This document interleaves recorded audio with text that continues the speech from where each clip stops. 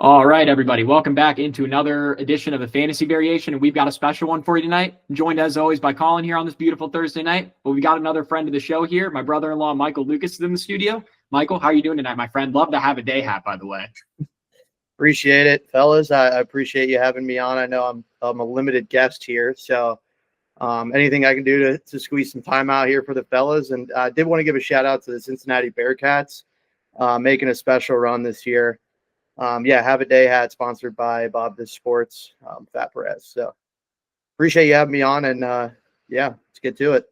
Absolutely, man. We're happy to have you here. Happy to talk some ball. Colin, may as well ask how you're doing tonight as well. We've got you here. How you feeling? I'm great, man. Loving Michael's Cincinnati shirt. The Colts are winning, Bearcats are winning, fantasy team's winning, and the sun is shining. So we're doing well. How about you? You doing all right?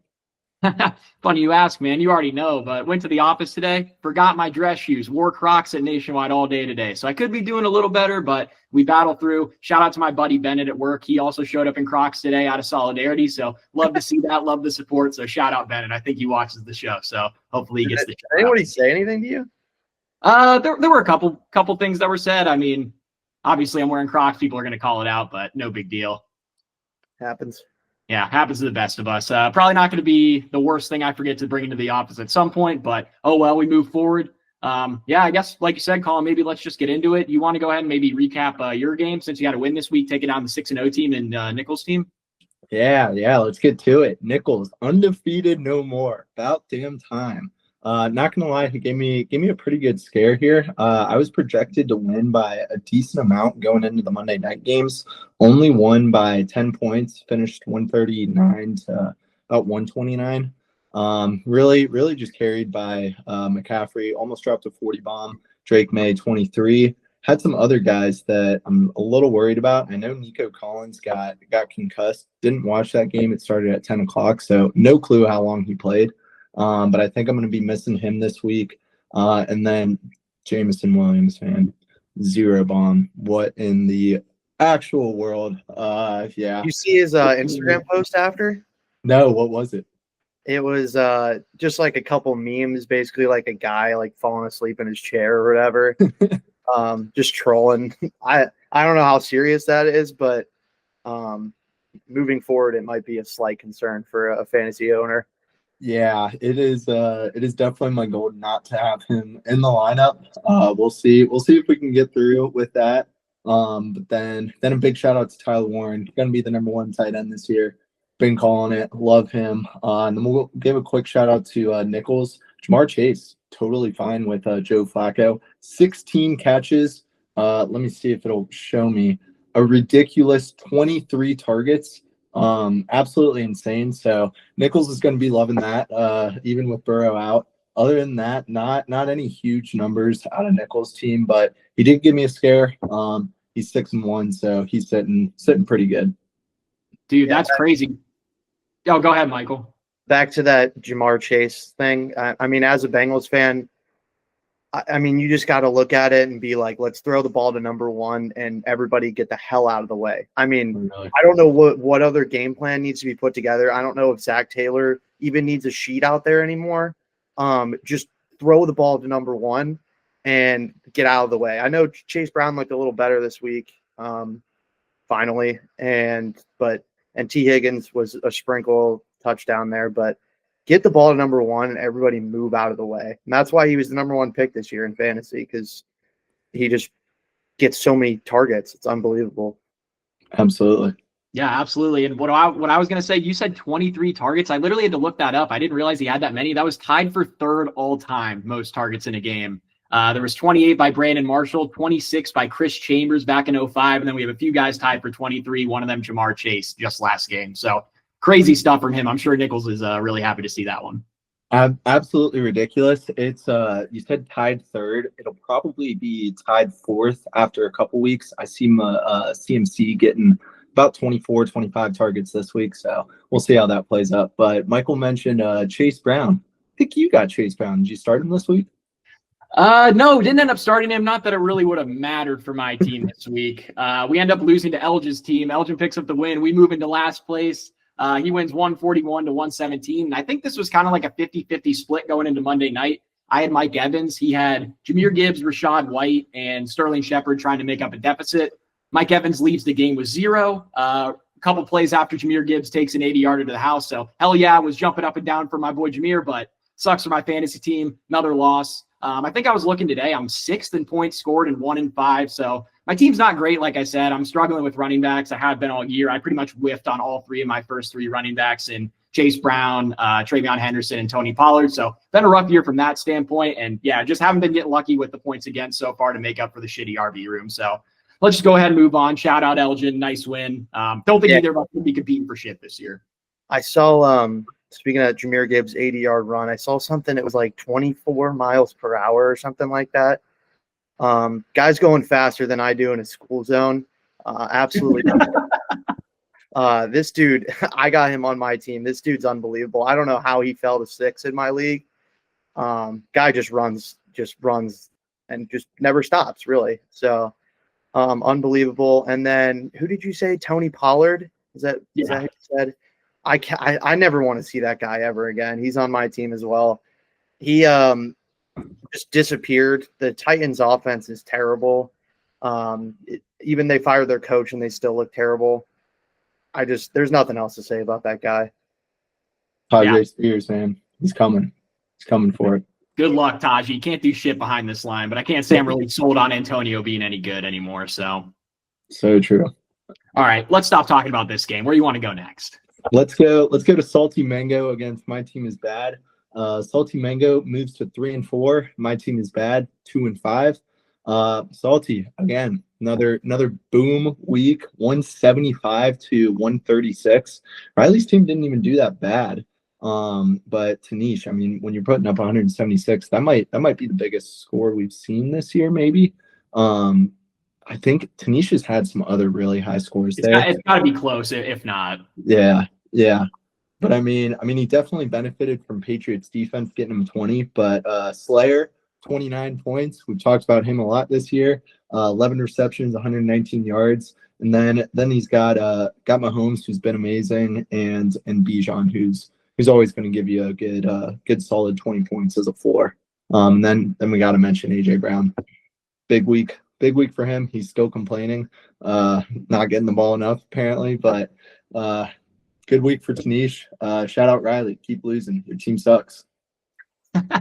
Yeah, I think just a couple shout outs for Salty Mango. I feel like it's all I got to have here. Shout out to Bijan and Josh Jacobs. A couple of other good games. I mean, maybe for their standards, they're not amazing, but I feel like I just got to keep glazing these guys the rest of the year after my misspeak a couple episodes ago. Yep. Shout out K. Dot as well. Colin, I know you loved from last week. Thought he was a great start as well against the Lions. He puts up 13.5. Could have even been more if he didn't get that reception kind of stolen from him, or if Baker didn't kind of suck the entire game. So still able to put up a really solid day. Then shout out to our Patriots, man. We got to show them some love with that Patriots D down there with 20. So couple of quick shout outs there. Shout out Salty Mango. We'll probably see another 80 piece from him next week after the 175, but still really like his team long term, I think. Yeah, I saw the episode you guys came out with the debate between who has the best 2 running backs. I believe it was Jacobs and Bijan, and then McCaffrey, and who was the other one?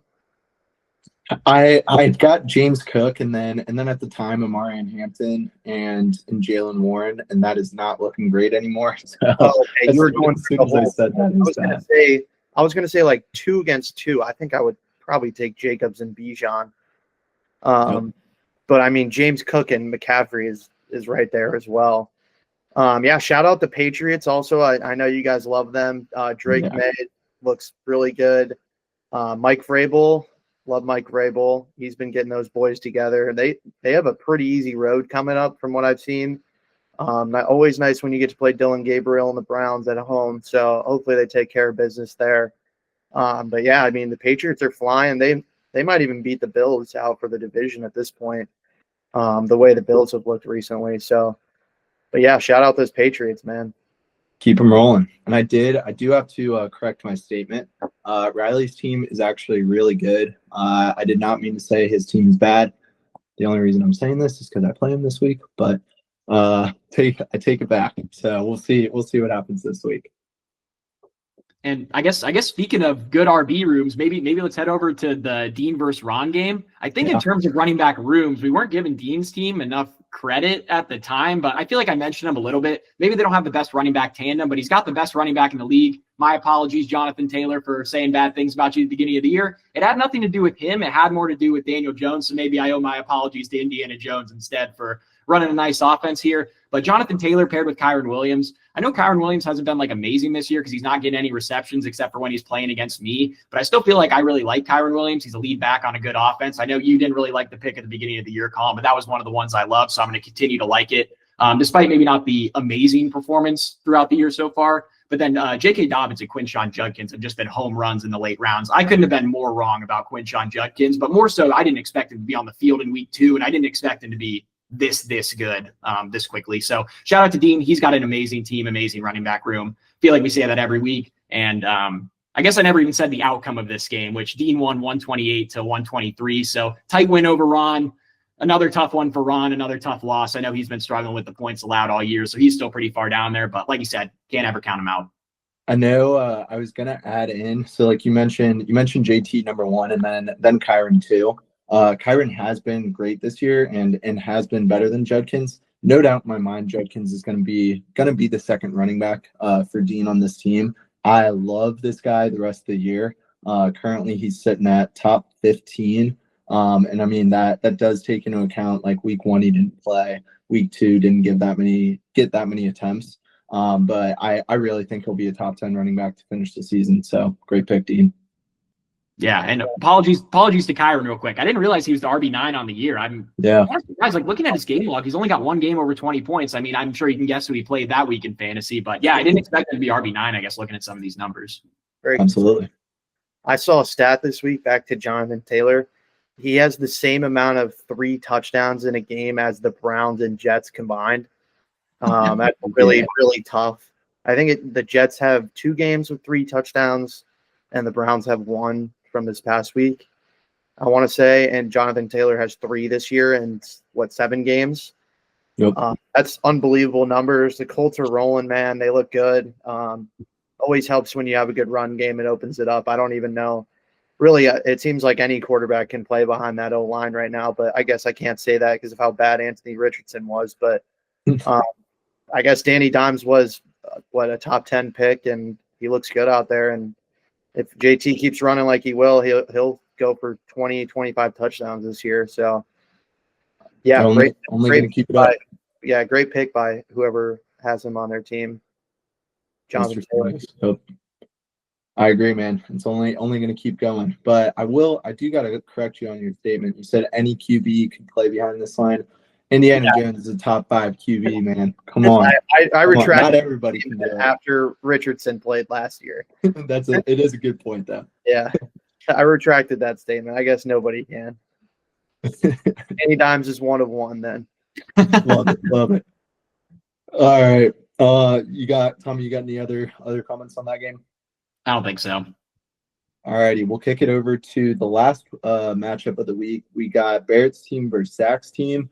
Barrett barely gets the win, 103-99. He moves to 4-3, and Zach takes the loss, putting him at 5-2. Zach's team really not a ton to worry about there. Just didn't have a great week out of a lot of guys. He had Lamar on a bye, who's been hurt and he's supposed to come back this week. I don't know. I saw some interesting videos of him getting street food at the middle of the night. So we'll see what he's doing there.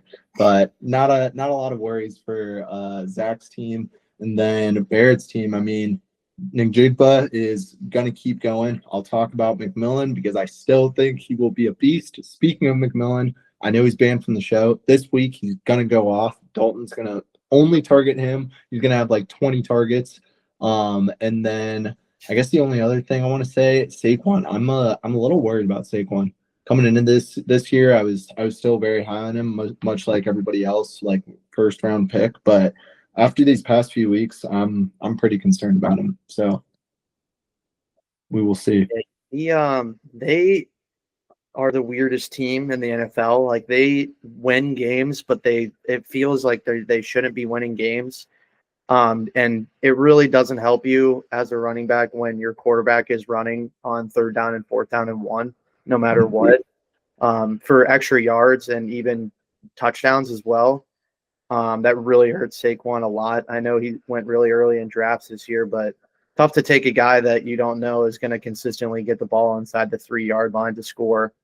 So yeah, he is a little worrisome. I know here later on, I'm actually going to talk about him a little bit more, but yeah, not ideal from him so far. Agreed.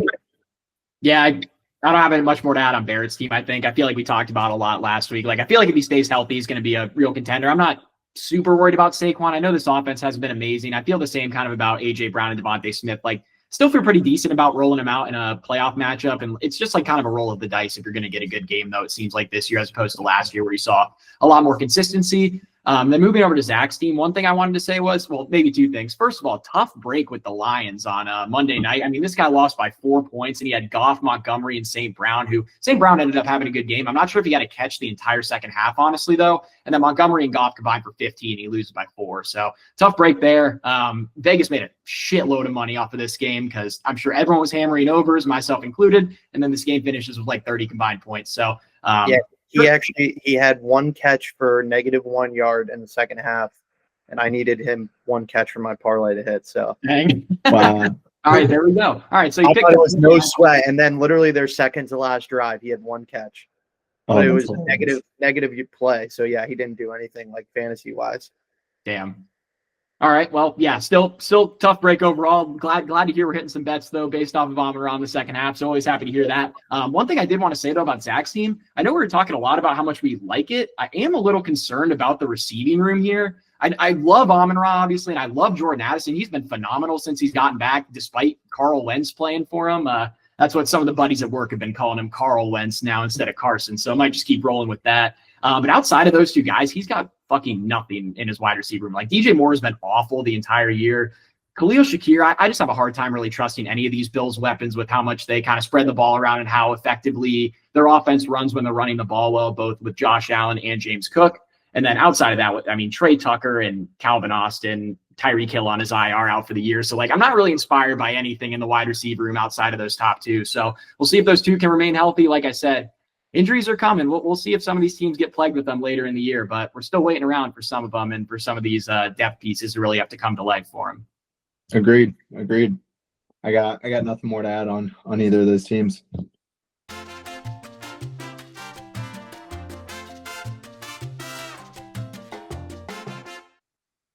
All right, well, that's it for our teams. Maybe let's throw it over to Michael. I know he's got some questions, comments, things to say on his league and some teams in there. So why don't you take it away and steer this wherever you want it?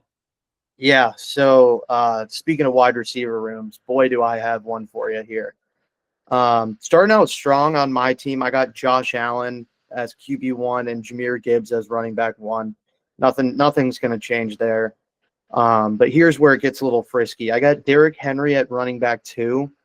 That guy without Lamar Jackson is like Lightning McQueen without Guido. It's just that they don't operate. He just doesn't work, I guess. He's had, I'm looking at it right now, he had 122 yards last week, which is actually pretty solid. But before that, 33 yards, 42, 50, 23. Like, that's never going to cut it, especially as a running back 2 that I think I probably took in like the 3rd round. But here's where it gets a mess, and I probably need to make some trades. So Devonta Smith is my wide receiver 1 right now. That's tough. And we already talked about that Eagles offense, man. It's just a mess. And then wide receiver 2, I have Stephon Diggs. I know we love our Patriots here, but he's just so inconsistent that it's tougher to play every single week. And then this last guy, man, he needs to have a stern talking is Terry McLaurin. Yeah. I don't know if you guys have anything to say about that guy, but I don't know where he's been. He got paid the bag and he's just been resting. Like, I don't understand what he's doing. Like, he had a career year last year, finally gets a quarterback. I know he might be hurt, but like, what are you doing, man? Like, get on the field. Like, your team's great. I don't get it, man. I don't even know what his injury is. Me neither. Quad. It says a quad, but I've never had a quad injury, so I don't really know what that consists of. But And then I have George Kittle, who's been out for a while. Mm. I had Tucker Kraft, who replaced him, which I think you have too, Colin. Yeah. Yeah. Pretty solid. Records 3-4, really not terrible, but not great. I'm sitting at our league does 5-5 like divisions. I'm sitting at second in the top division right now. Points against, I'm at 941, which is first in the league. That's crazy. That's insane. Yeah. Well, and then this past week I got dropped 207 on. So really, I guess now that I'm looking at it, not terrible. I don't know if you guys would suggest maybe me throwing out Derrick Henry for a receiver. Any thoughts there, I guess? My first thought is, yeah, absolutely get rid of him, but nobody's going to take him. Yeah, that's the only issue. And then I forgot my last spot. My flex right now is Tony Pollard. So it's just a real issue there. Yeah, I was gonna say honestly, like I don't know who's trading like a ton for Kittle right now. Like maybe sit around and like wait for a good game or two, like out of him or even Kraft. But I kind of like trying to move one of them. I don't know how many people in a 10-man league are looking to trade for like a tight end, but maybe like trading him and a wide receiver for like a better one, like something like that. Like maybe that's something I try to explore. But yeah, I mean, if Tony Pollard's your third best running back, I'd probably be a little hesitant to move off of like either of the other two guys you have, because I think Henry should be really solid once Lamar comes back, hopefully this week. Yeah, I think we'll be all right there. There's a couple people it looks like that might need a tight end. Like how sustainable is Mark Andrews really? Trey McBride's pretty good. Kincaid. Yeah. I feel like the problem Johnson. with like, yeah. You don't want to start him. Maybe that's the play.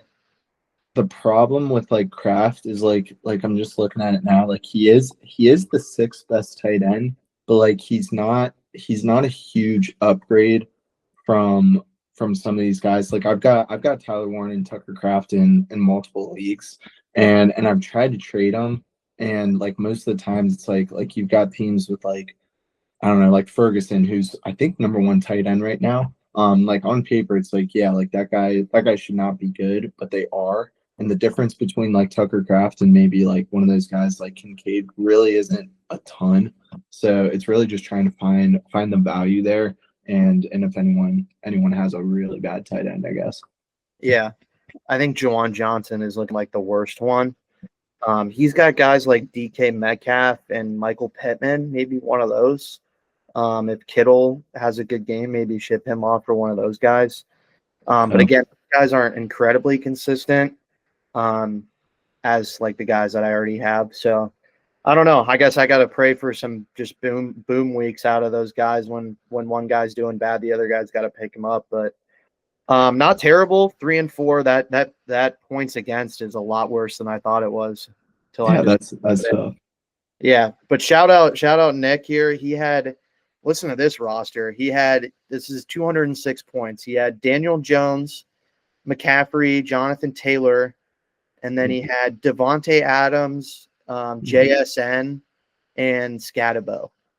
Wow. Oh my gosh. That's actually insane, yeah. And then his tight end is the Browns guy here, Fannin. Oh, Browns guy. Not so fast. Sorry. Falcons guy. The BG Falcon native. Yeah. Yeah, dude, that team is insane. What's his record? It is 4-3. That's insane. I Yeah. can't believe it's not bad. He has the most points, 1,000 points this year. Jeez. It's insane. Yeah. That's Also, nuts. ours is 10. Your guys' is 12, I think. No, ours is 10 too. Oh, really? I'm gonna look real quick. The most. So, yeah, most I'm assuming points he went. for. I'm assuming he went McCaffrey and then Jonathan Taylor first two, and then Low-key probably JSN. JSN and Devontae Adams. Yeah. Yeah. I mean, that's just usually in those top four. There's guys there where you just like kind of miss. He didn't miss on any of those guys. He hit it right on. Those are some great 4 picks. So he had the 7th pick, and he had, looks like he got McCaffrey at 7, And then he got Jonathan Taylor at 14. That's actually, I think I was going to take Jonathan Taylor and I had the pick after him, and that's when I went Derrick Henry. Yeah. Yeah, that's tough. And then third round he went Devontae Adams. JSN went fourth. He went 34th. Yeah, I think he went even later than that in our draft, honestly. I feel like he was like end of the fourth round, which is looking like a hell of a steal for Barrett. So Yeah. You know who I was going to take? I took Terry McLaurin in the fourth. I was going to take Marvin Harrison, but oh my God, that guy, man, he's lost. He's been nowhere to be seen. Granted, the Cardinals are better with Brisket than they are Literally. short guy. What's his name? Kyler Murray. Yeah. Like it's insane. It doesn't make any sense, but yeah, that's the little spiel on my team, I guess. Maybe I'll ship off one of those tight ends, hopefully, for a good receiver. But yeah, and I got to start playing some better defense, I think.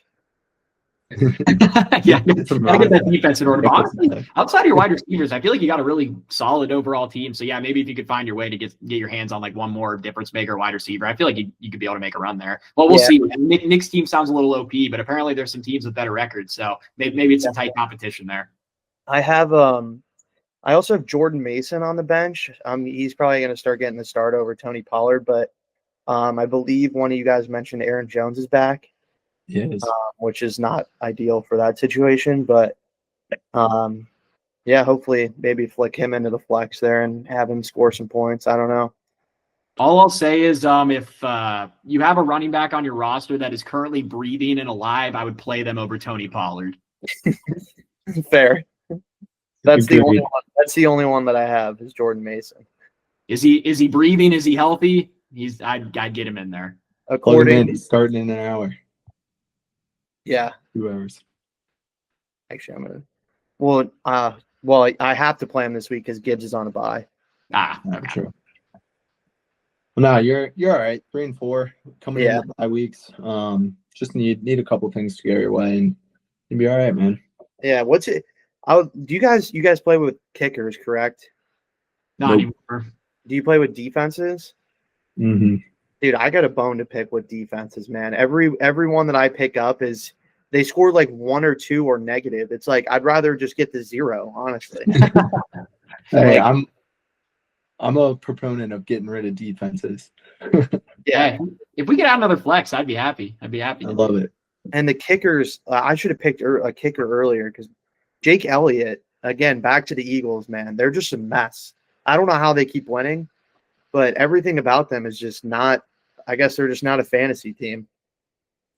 No, not this year, at least. Not at all. So, yeah, that's about all I got there.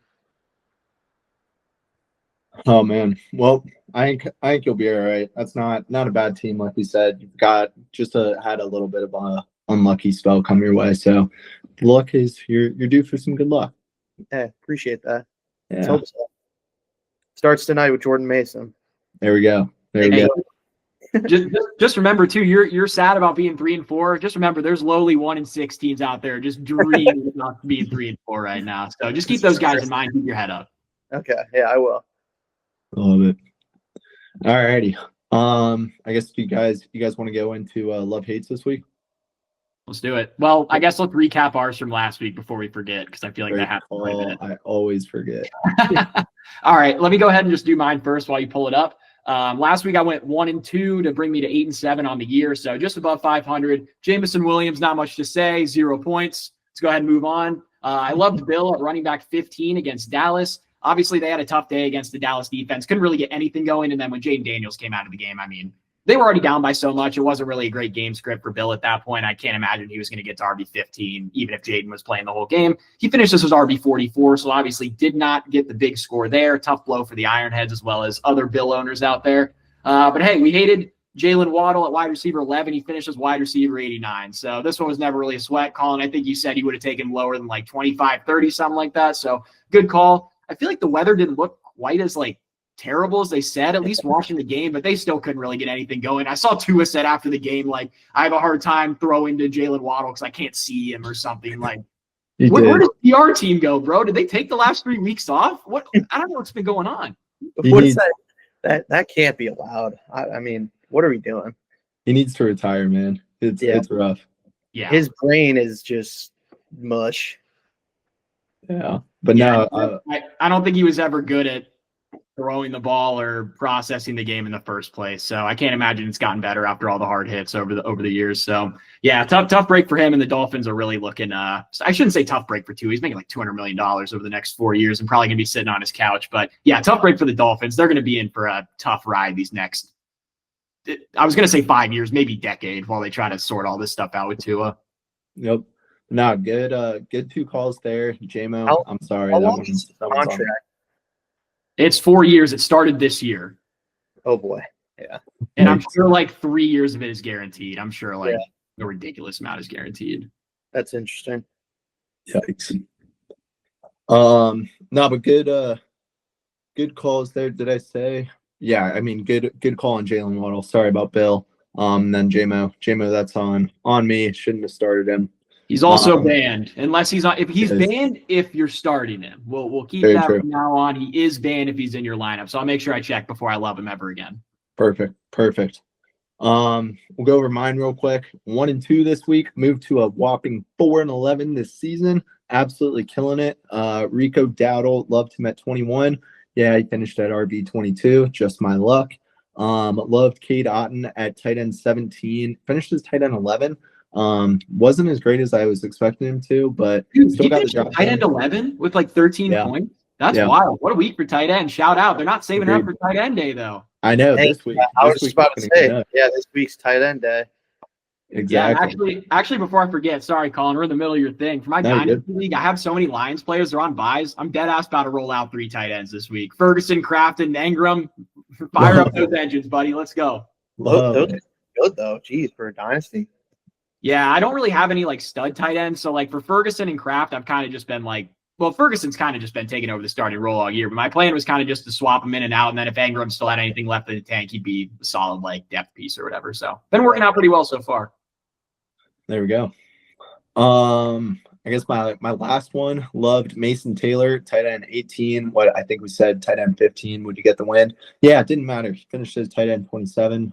Never take a Jet again. They're absolutely horrible. So we'll get into love hates this week. Mason, or not Mason, Michael, you want to start talking? Yeah, I can start. I got 3 loves this week. This is a very loving podcast, so I'm not gonna hate on anybody. I'm gonna start with Saquon Barkley at running back 12. Whenever you can get Barkley outside of the top 10, I feel like that's a must play. I know I was kind of shitting on him a little bit earlier. I just think against this Giants team that let him go, he always has that chip on his shoulder. And they lost to them by a decent amount, I think, earlier this year. I want to say it was at least a touchdown. Like what I'm seeing from Scatabo and Dart, and they played really well last week and kind of got their hearts broken. I still think they're decent. The Giants defense is okay. They're just like an okay team. The Eagles coming off that loss to them and off a good win, and Minnesota coming back home, favored by 7. I feel like they're going to have the lead and want to run the ball. And, Barkley is the guy. And again, going back against his former team, I don't see any reason why he won't finish in the top 5 this week. So I'm going to love Barkley at 12. Totally did not even think about how he's playing the Giants revenge game again. He's going off. That's all I gotta say. Love it. Yeah, that's a great pick. I honestly didn't even see he was down that running back 12. Like you said, anytime you get Saquon out of the top 10, I think that's a fantastic pick. I think when Emma was on here, she actually took Saquon as well. He ripped off like a 60-yard touchdown, but only got 7 carries. So I think he missed like the RB7 mark or whatever it was, but still want to say he was higher than RB12. So that's all he needed. 7 carries. He can get it done. Yeah. Sure. Tommy, you want to go next? Yeah, sure. All right. You said this is a loving podcast. Actually, I'm in a bit of a hating mood today, but maybe I'll start with my one love. You're a guy here from the Cincinnati Bengals. I'm a little bit skeptical of taking him. He's been not very great this year, and he's also on my team, so that's not really good juju for having a good week. But I'm going to love Chase Brown at running back 21 against the Jets. Last week, the offense obviously looked very good compared to what we've seen throughout the year so far with Joe Flacco. So that means we should probably finally get a good game script for Chase Brown in this one. actually getting to play a team where they're bad, and the Bengals should actually be able to kind of beat up on them, take an early lead, and kind of just take control from there and run the football. So we'll see if that comes to fruition. As for Chase Brown as a player, last week he had 108 yards on 11 carries, so that was good to see him finally get the ball moving. I will say the Steelers' run defense has been pretty terrible all year, so I don't know how much I'm going to take away from that or whatever, but he did have a couple of splash plays, which we haven't really seen from him at all this year. And then I've heard a lot of people chattering about Samaje Perine, I feel like, these past few weeks. Chase Brown out-targeted him 4-0 last week, so I'm not really super concerned about him taking like a ton of receiving work away. Not to say he won't take a few targets away, but I feel like Chase Brown is still a guy they want to get involved in the receiving game, even with Perine being there. So all that being said, I'm going to love Chase Brown this week at running back 21. But like I said, caveat, he is on my team, so he's probably going to put up 5. Yeah. I don't know.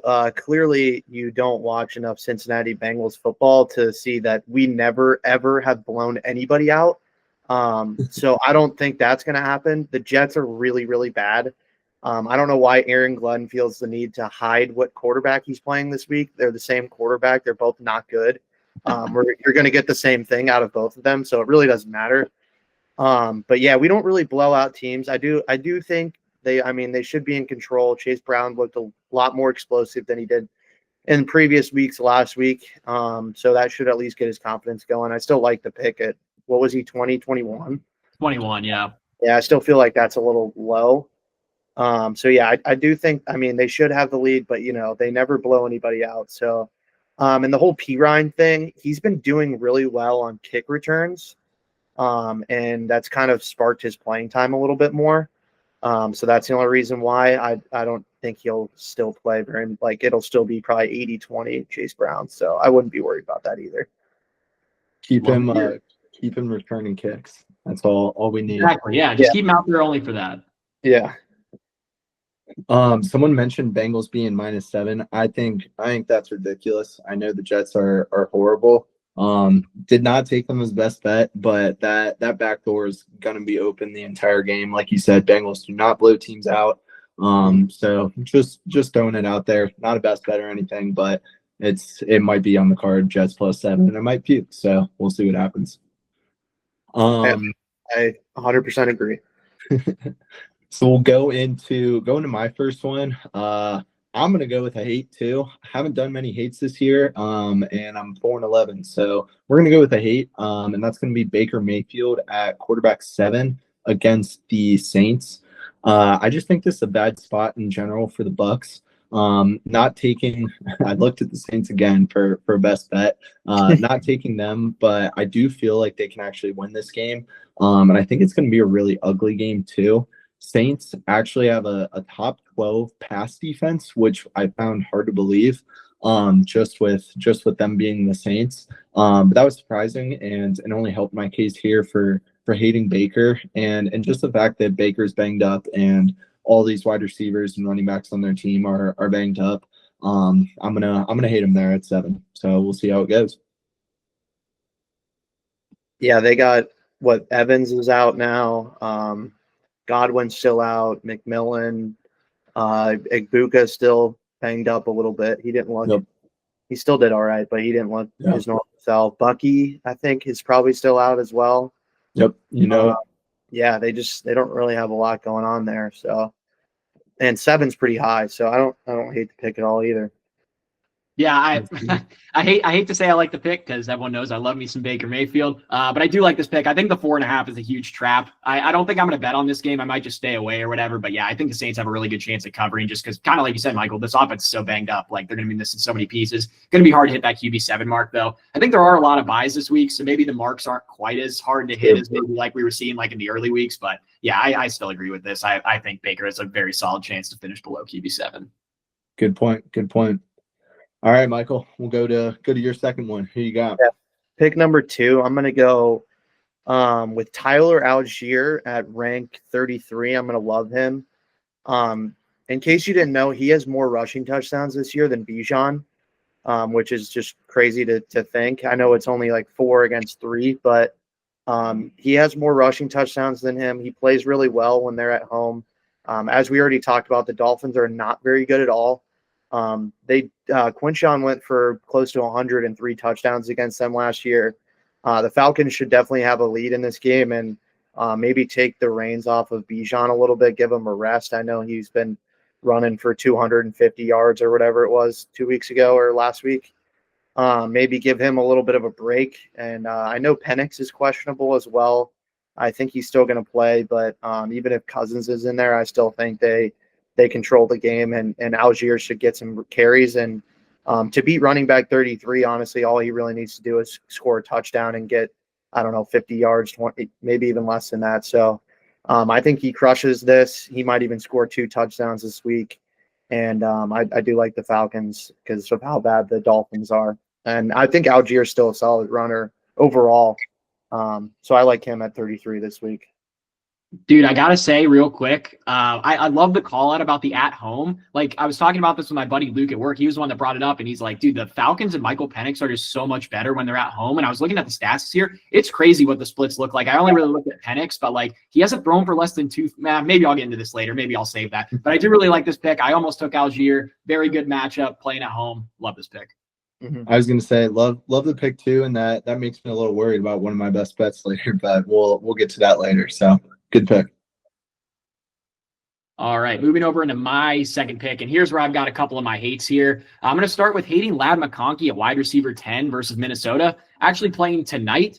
A couple reasons I don't like this pick. He only has one game this year over 15.7 all season, and that was against the Miami Dolphins. So, I mean, you should probably be putting up that many points if you're Ladd McConkey against the Dolphins. And that 15.7, his second best this year was last week. He had 15 targets while trailing all game and mustered up not even 16 points. So I feel like you're not going to get a better game script than that. He still was playing second fiddle to Keenan Allen. I know Quentin Johnston was playing. He might have still been banged up. He only had like 6 targets or something this game. So I feel like maybe another game with him back in the mix. He's a little healthier. Maybe he's starting to get a lot more of those targets back, and some of them are fading away from Ladd. And then the last thing to throw in there, the Vikings are allowing the 4th least fantasy points per game to wide receivers. So just not even good matchup outside of not really liking the player in the situation overall. So I think he's maybe not a lock, because you never know with this offense and Justin Herbert. He could light it up and throw a shit ton of yards to some of these guys, but I feel like he's got a really good chance of finishing outside the top 10 this week. I feel like that's really, really high. Yeah, absolutely. I think, as you mentioned, Keenan has kind of been Herbert's safety net there. And the Vikings, I believe, are probably top 3 in blitzing this season. And when you are under pressure, you typically go to your number one guy who you trust the most. And I think Keenan Allen will probably have 10 to 15 targets tonight and probably 7 or 8 catches and a good amount of yards. And I think Ladd is kind of just like the second guy, maybe even not even the second guy. I know they have this tight end. I'm not sure what his name is, but he had like 130 yards last week.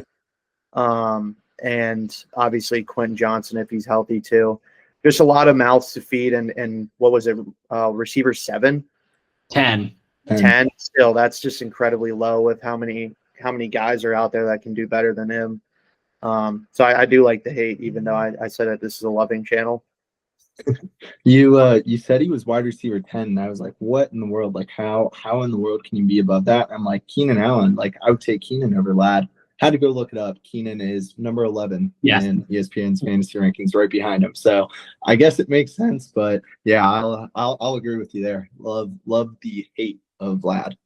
Yeah, I think the problem I had was him being the top of the 3 of them, which I thought was crazy. Quentin Johnston was like pretty well below, and I feel like he's been kind of the alpha X receiver when he's out there and healthy. So yeah, we'll see. I agree. All right, we'll kick it over to my second pick here. We're gonna go with another hate.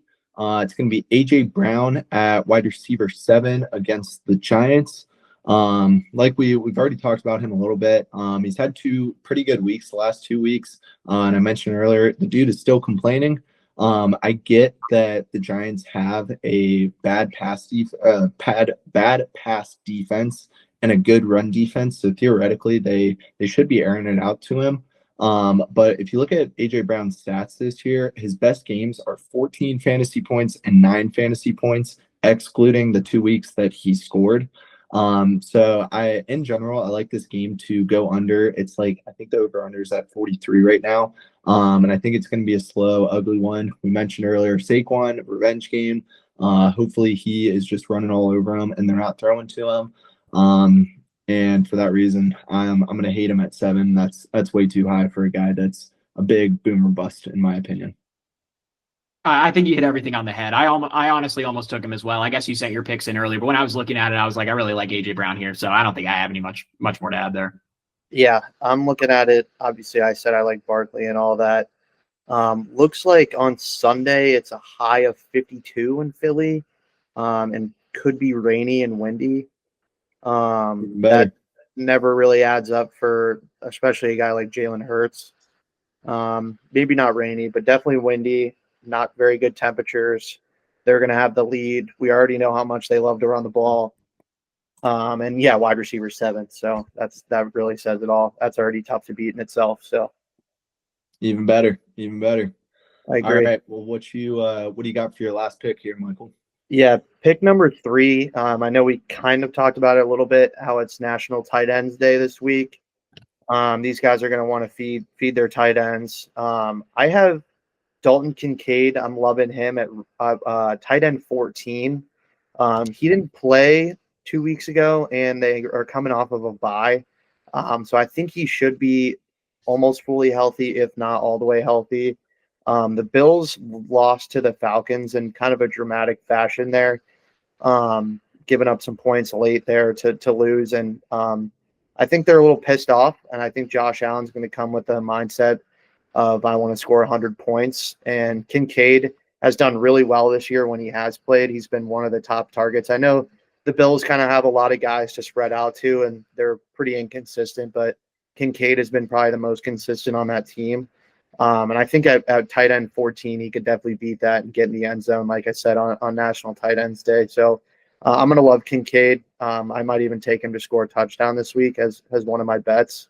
Not one of my best bets, but I think I might throw him in there because, you got to make a tight end parlay this weekend, may as well. So, yeah, I'm going to love Kincaid at 14. I think that's a little high for him. I think he finishes in the top 10.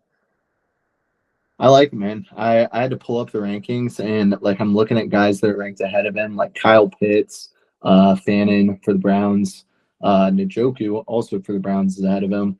Like Mark Andrews. I love Kincaid over all those guys, so I like the pick. Hey, those Browns guys aren't getting around our Patriots. Exactly. Hell no.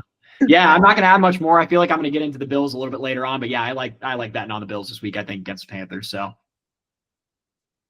all right, I guess that takes me into my last pick. We've got a second hate here, and this is going to be my second time hating on this guy. A player on the Dak Street Boys himself. I'm going to hate George Pickens at wide receiver 12 at Denver. The only things I've got to say on this one are Denver's allowing the least amount of fantasy points per game versus wide receivers this season, so not a good matchup for wide receivers to start. And I'm expecting him to be the guy that sees all the Patrick Surtain coverage instead of CeeDee Lamb, since CeeDee Lamb likes to move around, get in the slot a little bit. George Pickens is more of just your outside, deep route X receiver type guy. So I'm expecting to see a lot of PS2, and I don't like him seeing a lot of PS2 and being the wide receiver 12. So I'm going to hate him this week. Love it. It's going to be CD and Jake Ferguson all week. I'm rooting for some George Pickens on my team, but I'm not expecting too much out of him. So, yeah, I'm looking at the game last week, the Broncos against the Giants. Like Wan'Dale Robinson had 95 yards, and then their next best receiver didn't even catch a pass. So CD is going to be probably doing pretty well. I don't know if he'll be following with Surtain or not, but just the Broncos defense has been pretty good against receivers. So I like the pick. I got a point to make here. The Dallas Cowboys play at home every single week. I don't know if you turn on the TV and see them on the road. I have never seen a Cowboys game outside of AT&T. But dude, that's funny you say that. I think the Lions have played the Cowboys in Dallas like 3 years in a row. Like this is the first time they're coming to us, and we played them like literally 4 years straight. Yeah, I think did you say it's in Denver? It is this week. Oh yes, yeah. That's not real. They play at home every week. I don't think I've never turned on the TV and seen them not playing at home. But yeah, I think Pickens is in for potentially a tough week here, and it's also never easy to play. If they're actually playing in Denver, it's never easy to play in that altitude. So yeah, I don't like it. I mean, I do like it. Sorry, I do like it. Great points. Yeah, I like the Wan'Dale Robinson call out because you said he's the only receiver that caught a pass. And where does Wan'Dale Robinson like to play? In the slot, where he's probably not seeing a lot of Surtain. So I love to hear that. Yeah, I think it was Theo Johnson and Daniel Bellinger, and I don't know where everybody else was, but those are the three guys that caught passes. Interesting. That's crazy. They were beating the shit out of him and literally had 3 guys catch a ball. That's crazy. I think it was 4 guys total, but the other guy was a running back. Oh, It was okay. Saturday. Yeah.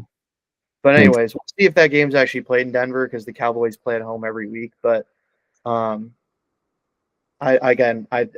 don't know how that makes any sense whatsoever. I know they play 8 road games, but every time I've seen them play, they're playing at home. So Great analysis there. I'll be keeping an eye on that. I'll be making sure they play some road games. But I guess sticking with that game, I'll wrap it up here with the love hates. I'm gonna stay in that game and love Cortland Sutton at wide receiver 14. I wanted to take 3 hates here just because I've been horrible with the loves. But love this matchup for Sutton. 14 is a little bit high, but Dallas has the worst pass defense in the league. And I like the Broncos to win this game. I don't expect a blowout. I know the Broncos D is very good, but that Cowboys offense is so high powered that I think they're going to keep this game close. Not really sure. I forget what the spread is on this game, but doesn't matter. Nix is going to be going off and just throwing bombs to Sutton. He's coming off 2 rather bad games if you exclude the fourth quarter last week against the Giants. So I'm expecting him to sling it to him and get him back on the right track. So did want to give an honorable mention to McMillan. I mentioned it earlier. He's getting 20 plus targets this week, but couldn't love him because he's murdered me every week. So fair enough. Yeah, I think Sutton can kind of rally off what he did there in the fourth quarter and come back against this terrible Dallas defense. Yeah, I like it. I was going to say, I mean, it's a great matchup. He's all the way up there at 14, so I feel like they're already factoring in, like, the great matchup. And I feel like this, like, I still like the pick. Like, I feel like it makes a lot of sense. But this game, I've had a hard time kind of thinking about. Like, you have such a great defense going up, such a great offense, and then maybe not as great of an offense going up against, like, a bad defense. Like, I feel like it should probably be a high-scoring game, but I wouldn't be surprised if maybe the Dallas offense gets kept in check a little bit against Denver. So we'll see. Maybe Denver doesn't have to throw the ball as much if that's the case. But like I said, I feel like this is just a weird game, so I'm having a hard time evaluating like really a lot in this one. No, you're 100% right here, Sutton. I took him here. He's going to get 2 catches. This game's going to be atrocious, and whatever I think is going to happen it's going to be the complete opposite. So you're right. Well, hey, it'll be good for Tommy if it's bad with the Pickens pick, but True. Pickens will catch 3 bombs, and that'll be the only passes Dakota completes all day. Yeah. Exactly. The love hates are just cursed. Oh man. All righty. All right, well, I think a 9-0 week here. Yeah, absolutely. Well, Colin, you got enough time for trivia? You want to just go into best bets and skip it? I mean, I think the trivia will be pretty quick, so up to you. Yeah, we're good. We can we'll go quick on the best bets. Me and Michael are gonna hammer this trivia out. So when Dean was on, we did some sort of like receiving thing for the NFC or the AFC North since he's a Bengals fan. We've got another Bengals fan here. I decided to go with some rushing stats for the AFC North. So it's kind of a very similar question. There's been 11 players that have rushed for at least 1,000 yards between 2020 and 2024. And it only counts the rushing yards for AFC North teams. So who are the 11 running backs that have done that for an AFC North team in those 5 years? Derrick Henry. Yep, Derrick Henry, number 7 with his only one season, 1,921 yards. Got to be Joe Mixon. Yep, Joe Mixon, number 4 with about 3,500. Do you Wait, think is this 1,000 in a season? No, just total for the 5 years. And need over 1,000? Just there's only been 11 that have gotten 1,000 in those 5 years total. Oh, gee. Wow. Okay, yeah. Well then Chase Brown. Yep, Chase Brown's the last guy on the list, 1,200 about. God damn it, the worst running back in the league, Najee. Yep, Najee Harris, number 2 with over 4,000 yards for the Steelers. What about, is Jaylen Warren on there too? Yep, Jaylen Warren, number 8, a little less than 1,700. I'm trying to think who was. What about Chubb? Yeah, Nick Chubb's number 1, 4,300. Yeah. Is man, who was the running back before Derrick Henry? I like the thought process. It can't be Justice Hill. No, not he was actually the first guy off, I think. Damn. Who was it before him? You've actually got 2 guys that played before him at running back there. Ray Rice. Not that old. I'm thinking, shit. Like I wanted to say like Mingram, but it's A little he- too early he still. ain't there. There can't be any more Bengals on the list, right? There are no more former Bengals on the list. I think How there are many? 2 Browns and 3 Ravens. 2 Browns, 3 Ravens.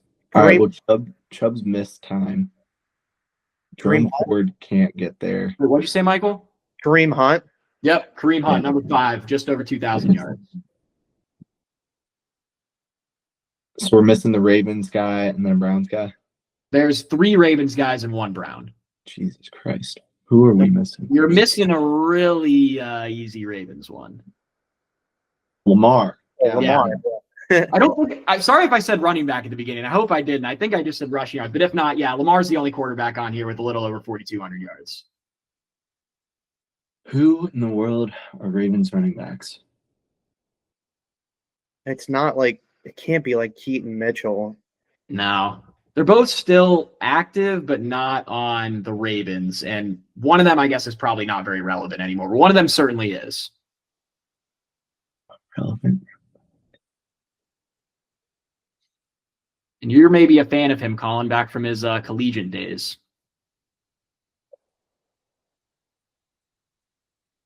Yeah, Jerome Ford can't be on it. I think I said That wasn't the guy I was actually talking about. But yeah, Jerome Ford, Cincy guy. Yeah, he's on there at number 9. Oh Oh, shit! wow. I mentioned that earlier, but we were all talking, and I was like, "No way, he's on there." Damn, Yeah, awesome. He is.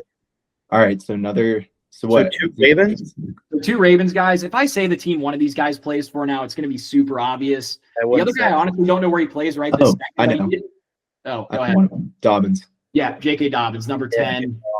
Only a little over 1,000, but still makes his way on the list despite the injuries. And then the last guy, I feel like the only hint I can even really come up with is that he played for the Chargers, I want to say, last year. I have no idea where he's playing now. Oh. I know exactly who you're talking about. He Why was don't- not very good. Why do I want to say Antonio Gibson? Not him, no. He never played for any of those. Or guys. J.K. Dobbins played on the Chargers last year too, didn't he? Yeah, this guy played there as well. I'm trying to even think of a good hint because, like I said, this guy's like bad. Was he good when he was on the Ravens? He just played a lot of games, I think. Can you tell us what year he was on the Ravens? He left in 2023. Oh man, dude, I'm looking at teams. Who could he be on right now? Dude, What? he's not playing for the team he's on. I can guarantee you that. Really? Yeah. Where are his like yearly stats?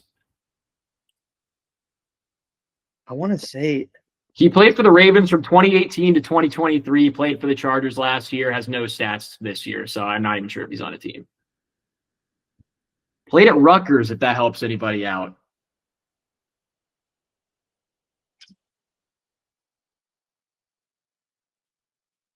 I don't know if I'm gonna get it's it. not Justice Hill. No, it's not. Yeah, he was literally the first guy off. I think he's hit 1,000 now if you count like 2020 through 2025, but I cut it off after last year. I need to look at the teams. What's a mode of transportation you take to get to school? A bus. Gus Edwards. Yeah, Oh, Gus. wow. He had almost 2,000 yards for the Ravens, but like I said, he played there for 5 years, so was able to rack them up. I Wow, should've got I don't know how long it would have taken us to get that. That name was nowhere near. I thought I wasn't sure about you, Michael. I know we've talked about Gus Edwards like a lot back in the day. So totally should have gotten that. Damn. all right, well, good stuff. 10 of them coming off the board pretty quick there. Just the Gus Edwards hold up, nothing to be ashamed about. So good stuff there. Maybe we'll have to retire the AFC North trivia. We're getting a lot of those in here. We'll have to get some fans from some other teams on here, something like that. I like those questions though. Those are good ones. Love to hear it. Love to hear it. Yeah. Alrighty. I guess we'll get into our last segment here. Best bets. Michael, you wanna lead us off again? Yeah, sure.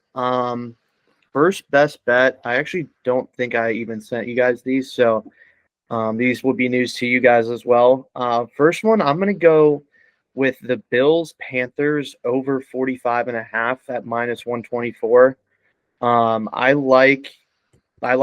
I said, I like Josh Allen and Kincaid and all those boys to come back. I think this could be like a 31-24 type of deal. I still think the Panthers can put up points with Dalton.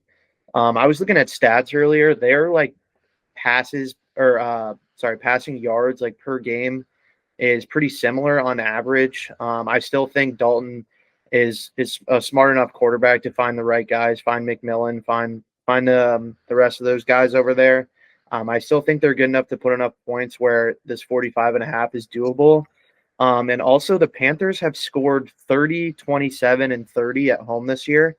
And they're playing in Carolina. So I still think they could put up a respectful amount of points. And like I said, I think Josh Allen and those boys bounce back. So like I said, I think it could be like a 31-24, maybe a little less than that to get over the 45.5 hump there. But I think that there's going to be a good amount of offense. Hopefully the weather's all right. And hopefully Dalton is not acting like he's 40 years old and finds the right guys. So I'm going to go with that over 45.5 at -124 on DraftKings. Absolutely love it. Dalton's going to be just fine. Bills, obviously, great offense. The home stat, that's a good stat there too. I'm riding. Nothing else to say. Yeah, absolutely. I don't think I have anything else to say either. I think Dalton's probably going to look like, I think the offense is going to look very similar with Dalton in it as Bryce Young. Like, I don't think it's a huge downgrade or anything like that. So I feel like the Panthers can still put up points. I think this does kind of segue into my next pick. I do have another pick from the Bills game. I've actually got the Bills -7 at Carolina, -120. I honestly was surprised I could find this for -7 on, I forget which one I got it on DraftKings or FanDuel, but the other one was already at 7.5. So I was thinking you'd have to pay up to kind of be able to bring it back. I was happy to get it at -7. Like Michael's been saying, Bills coming off of a bye, coming off of 2 tough losses before that. So I feel like they should be out here ready to roll. They're playing the Panthers, which we know they don't have an amazing defense or anything like that. I feel like this offense should be able to put up points. I am a little concerned, like you said, about Andy Dalton maybe being able to put up a little bit of points on the Bills, especially because their run defense is so horrible. If Dowdle and Chuba can get some stuff going on the ground, I think they should be able to do that, maybe move the ball pretty effectively. But at the end of the day, I still think the Bills are going to have such an easy time moving the ball. I don't think they should have trouble covering a touchdown. And if they only win by 7, we'll take the push. Forgot they were coming off a bye. I agree with you there. I'm not gonna lie, I was looking at Panthers +7, and then I saw Bryce Young was out, so I was like, I'm not gonna take it. Agree with all your reasoning though, and I'm certainly not betting on the Panthers this week, and we'll probably sell you too. So let's go Bills. Yeah, hell yeah. Yeah, I think it's slightly maybe like a trap too. The Panthers are coming off of a win. They've covered, I think, a good amount this year. Seeing +7 at home is something people might be trying to get after. So, and like I said, I already really like the Bills this week. So I think they score a lot of points and probably cover that, if not push. So And I like it. I'm willing to bet you got that at a good number. I bet this closes at like -8 or -9. So props to you there too. Hey, thank you, man. Appreciate it. Oh, one thing I did want to say real quick. Be careful though, since that did you guys hear that about that Panthers podcast, the Meow Mix? And like they stopped doing it because the Panthers are playing so bad, and now they're 3-0 since they shut down the Meow Mix. So maybe this is a bad bet. Maybe the Meow Mix curse is going to will them to another victory, but hopefully not this week. Love it. I do have to apologize again. I forgot to recap, so we're gonna recap real quick. I went 0-2. Happy to lose one of them. I took the Chargers money line against my Colts. Terrible pick. What am I doing? The Colts are a juggernaut. Props to you, Tommy. And then Saints +5.5 against Chicago. Ugly one again. Put 1.5 units on that one, so that was a little rough. Minus 2.98 units on the week, but we're still up just under 5 units in the week. So not too bad. Hoping to turn around this week. Tommy, you want to recap real quick too? Yeah, I guess like you already said, I had Colts money line, so that one hit. Happy to see that. And then the other one I had was Rams Patriots money line parlay. Rams was a no sweat, and honestly, that one was one I was kind of concerned about after I learned it was in London mid presentation of my pick. So that was a little unfortunate, but they blow the brakes off the Jaguars there. And then the Patriots were really struggling in the first half, but second half they turned it on. Our boy Drake May was cooking in the second half, so no problem there. We were up 2.23 units this week, up 2.37 units on the season. So finally a decent week. I feel like we haven't been able to build up too much momentum yet. Maybe we'll be able to get back-to-back weeks here with 2-0 picks and be able to start building the bankroll here. I gotta start nailing that. That's like what, 7 or 8 units total between the two of you? Hey, don't jinx it yet. We still got a lot of work to do. That season so far. Yeah, so far we're rolling. I jinxed Colin last episode though, so we'll see if he can maybe turn things around if I tell him he sucks and doesn't know how to bet. So All right. Well, we're gonna turn it around here this week. But I guess we'll go into my first one. We're gonna take Jordan Love over 238.5 passing yards this week. Against Pittsburgh. It's in Pittsburgh. We got it at -110 odds. The Steelers, one of the worst pass defenses in the league. The last time that Jordan Love faced a bottom 5 pass defense, he put up like 330 against Dallas, who we mentioned earlier. And he's had 2 or 3 250 plus yard games this year. So I like this number. I think it's a little low here. And do expect this game to be rather close. Packers haven't looked that great this year. So we're going to see what happens. And we're going to take over 238.5. Yeah, I think the Steelers, it's in Pittsburgh, correct? Yes, correct. They seem to play much better at home. I could see them being a little fired up and being able to stop the run, and that might be a better thing for Jordan Love to have to throw the ball more. Because Cam Hayward and TJ Watt and those guys get pretty fired up when they're at home.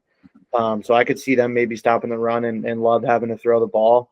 I kind of like the over in this game as well. The Steelers offense has been playing pretty well. I know, granted, they played the Bengals defense, who was pretty bad. But the Packers defense was supposed to be number 1 in the league, and I haven't been seeing that recently. With who'd they play? The Cardinals, I believe, last week. Jacoby Brissett should not be tearing up your defense I think they scored like almost 27 points, which is not great, but pretty good for that Cardinals offense. So I think he's going to be in a position where he probably has to throw the ball, and I think there might be a decent amount of points scored there. So I like it. I don't think 238 is unreasonable also. I don't think that's too high or too low. So let's go, baby. Love it. only thing I have to say is you picked a Packer, so say goodbye to that $11. True. All right. Well, Michael. like Michael said, though, I actually, on a serious note, do really like the pick. I feel like we already talked about the Steelers' defense hasn't really been like what you expect them to be kind of in seasons past or whatever when you think about their defense. So, yeah, I think the Packers could have a good day on them. And kind of like Michael said, I feel like the Packers' defense has been very underwhelming as well. So maybe the Steelers put up points on them, force the Packers to have to throw the ball a lot more, which obviously good for this pick. Yes, sir. All right, Michael, we'll kick it back to you. What's your next? Yeah. Next I have 3 this week. I don't know how many you guys have, but I'll just rip my second one here. I have Dallas Goedert over 4.5 receptions at -105. I know I kind of mentioned the Philly weather isn't going to be the best, but honestly, out of everybody on that receiving core, Goddard has been the most consistent and one that Hurts has looked to pretty consistently. I think he has almost 5 receptions in every game this year. I think early on he's going to feed Goddard and they're going to get in the red zone and score some touchdowns, and I think he might be able to cover this in the first half. But yeah, I just think, and even if they're winning and need like a short first down, maybe 3rd down and 6 or so, he'll go to Goddard. I love when they have 3rd down and long and it's like 3rd down and 17. He always dumps it to Goddard and just lets him run a little bit. So I was more concerned about his yards was a little higher than it was like 50 or 60, which is I feel like he gets a lot of shorter passes. So I went the 4.5 receptions route. Again, it is tight end week, so feed your tight ends. But yeah, I'm going to roll with 4.5 receptions at -105 there. Tight end week. I'm hating AJ Brown. Goddard's getting it all. Love it. Yeah, if you're taking a tight end prop on tight end week, got nothing more to add besides I love the pick. Yes, sir. All right, I guess my second pick here, this is the only other one I've got for this week. So, Michael, we can throw it back to you if Colin's only got 2 picks as well for your last one. But I'm actually going to go with a player prop this week. I think this is my first one all year, so we'll see how this goes. If this misses, you will not see another one the rest of the season. But I'm going to love Michael Penix over 224.5 passing yards against Miami, and it's +108. The reason I really like this pick, and I think I said this earlier, shout out my buddy Luke at work. He was calling out how Michael Penix's splits at home or away are kind of crazy this year. At home, he has not thrown for less than 250 yards in his 3 games. The defenses maybe haven't been like amazing. He's played Tampa Bay, Commanders, Buffalo. So I feel like none of those like pushovers, but none of them are ones like you're really afraid of. And then you go on the road. He's thrown for 135 against Minnesota. Fine, that's a tough defense. Only 172 against Carolina. Like, don't really love that. And then only 241 against San Francisco. That one's not horrible. Would have hit this bet, but San Francisco's so banged up right now. It seems like it's a very severe like home road split or whatever, like only having 250 plus at home, never throwing for 250 plus on the road. So he's playing the Dolphins, who've given up the fourth most points to quarterbacks this season. So I'm happy to take him at 225. I think his actual line's like maybe 220 or so, but just moved it up a slight bit to get it over into plus money. So I'm going to love that player prop for this week, and it might be my only one this season. I love it. I was going to tie this into my best bet real quick too. I'm taking Bijan over 130 rushing plus receiving yards. So Phoenix is going to throw probably like dump it down like 7 times to Bijan. Bijan's going to hit 100 on the receiving line there. And he's going to cash both of our bets for us. I do like the pick. And yeah, I'm gonna keep mine real short. Didn't mean to steer your thunder there. But Bijan's gonna rack up the receiving yards for Phoenix. Penix. Phoenix. You're all good anyways. The only other thing I should have added was Penix is questionable, so he might end up not playing or whatever. I feel like Raheem Morris has not really been concerned about the injury or whatever. It seems like he's going to be a go. I guess if he ends up not playing, the bet will get voided anyways. So if that's the case. Sorry, I only got one bet out there this week. Let's go Phoenix. Yeah, I mean, we've mentioned many of times already that how bad the Dolphins are. I mean, we could just probably leave it at that. The Browns just scored like 35 points against them. So, yeah, I think that's all I have in that department. The only thing that concerns me about that Bijan prop is at 130 is a lot, and they might have the lead, so he might not play as much. As I said, Algier might be playing some snaps, but Bijan can go for an 80-yard run on the first play, and you're already more than halfway there. So, don't hate it. You mentioned that earlier with Algier, and I'm like, yeah, that's a very good point. But we're locked in, we're loaded, so we're going. Again, he could cash that in the first 2 drives. So, again, I hate this Dolphins team in general. So, it actually will steer me into my last best bet here. I have a alternate team total parlay. I have the Falcons over 20.5 team total parlayed with the Indianapolis Colts, who we know and love here, over 27.5 team total. The Falcons scoring 3 touchdowns and the Colts scoring 4 touchdowns against the Titans and the Dolphins. I don't see any issues with them not being able to score points. Danny Dimes has looked really good. Jonathan Taylor's looked good. Penix, Bijan, Algier, Drake London. Those guys are good enough to score 3 touchdowns against this Dolphins defense, who just gave up like 5 to the Browns. And the Colts have been rolling. I think it's in Indy, if I'm not wrong. I think so. I don't know actually for sure. No reason why they can't score 28. But those two parlayed together on DraftKings is minus 102. And that wraps up my best bet there. You got me all in. I'm about to parlay every single one of our picks tonight, boys. I love it. This pick, I love this pick. What are the odds on that? I don't know if you said. Maybe I missed it. So let me check. In total, it's minus 102. Okay, I believe. Not bad. But the Colts. Let's see. I know the Colts original line was like 31.5. Yeah, I love it. They're averaging like 30 plus points a game this year. So Titans are brutal. So yeah, they're going to run it up. It's really just fading bad defenses. So the Falcons is at 26.5 minus but 23 did I say 20.5? Yeah, 20.5 is minus 325 for the Falcons. And then for the Colts, let's see.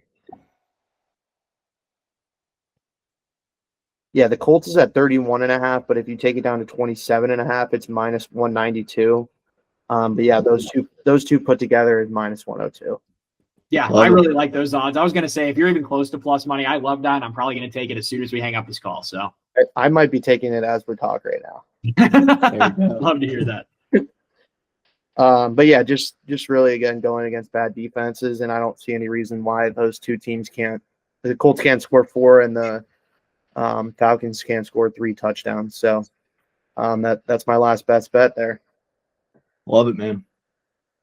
Well, thanks for coming on again. I think that's all we got to cover, but appreciate the insight and a lot of great analogies in there too. So love it. Thanks. I don't just say whatever's on my mind. There's never anything good going on in there. So, but yeah, appreciate you guys having me on. I've been looking forward to this. So hopefully, you guys will have to text me the bets, and I'll be riding this week because I have to. I'm on the pod. There's no reason why I shouldn't. You guys are up units. I could always use some beer money. So here we are. But yeah, appreciate you having me on. Absolutely, man. Yeah, thanks for coming out. I feel like Colin already hit the nail on the head. You're awesome, man. All the good analogies. We'd love to hear it. Colin, you always ask me for my last words of the episode. I feel like I don't have anything interesting to say this time other than maybe don't be afraid to wear Crocs to the workplace. There we go. Well, we'll close it out as always. Go Lions, go Bearcats, go Bengals, and bleed blue. See you in the playoffs.